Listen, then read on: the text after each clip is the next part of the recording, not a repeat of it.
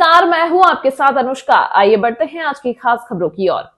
वक्फ कानून के विरोध की आड़ में संपूर्ण बंगाल को जिस प्रकार हिंसा की आग में जलाया जा रहा है, हिंदुओं को प्रताड़ित किया जा रहा है, राष्ट्र विरोधी और हिंदू विरोधी तत्वों को निर्बाध रूप से अपने षड्यंत्रों को क्रियान्वित करने की खुली छूट दी जा रही है, उससे स्पष्ट लगता है कि बंगाल की स्थिति अत्यधिक चिंताजनक है। मुर्शिदाबाद से प्रारंभ हुई यह भीषण हिंसा अब संपूर्ण बंगाल में फैलती हुई दिखाई दे रही है। शासकीय तंत्र दंगाइयों के सामने केवल निष्क्रिय ही नहीं अपितु कई स्थानों पर इनका सहायक या प्रेरक बन गया है। इससे पहले कि स्थिति नियंत्रण से बाहर हो जाए, केंद्र सरकार को प्रशासन का नियंत्रण व संचालन अपने हाथों में लेकर राष्ट्र विरोधी व हिंदू विरोधी तत्वों को उनके कुकर्मों के लिए कठोर सजा दिलवानी चाहिए। मुस्लिम भीड़ द्वारा 11 अप्रैल 2015 को वक्फ कानून के विरोध के नाम पर किया गया हिंसक प्रदर्शन कानून बनाने वाली सरकार के विरोध में नहीं अपितु हिंदुओं पर हिंसक आक्रमण के रूप में था, जबकि हिंदू समाज का इस कानून के निर्माण में कोई भूमिका नहीं थी और यह एक शुद्ध संवैधानिक प्रक्रिया थी। इसका स्पष्ट अर्थ है कि वक्फ तो केवल बहाना था, असली उद्देश्य मुर्शिदाबाद को हिंदू शून्य बनाना था।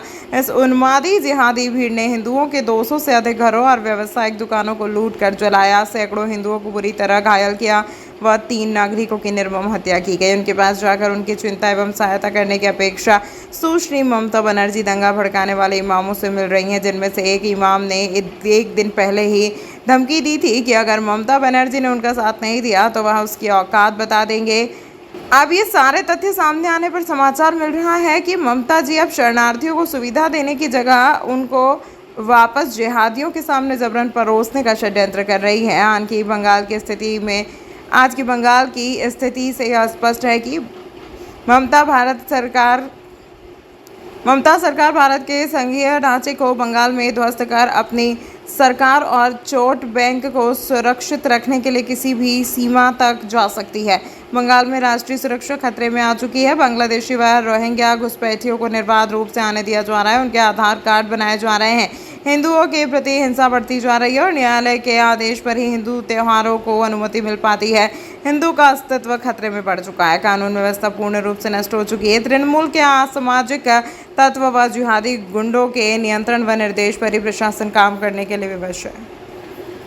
नहीं, पूरे देश में हिंदू विरोधी जो ताकतें हैं, जो षड्यंत्र है, वो पूरे देश में पनप रहा है।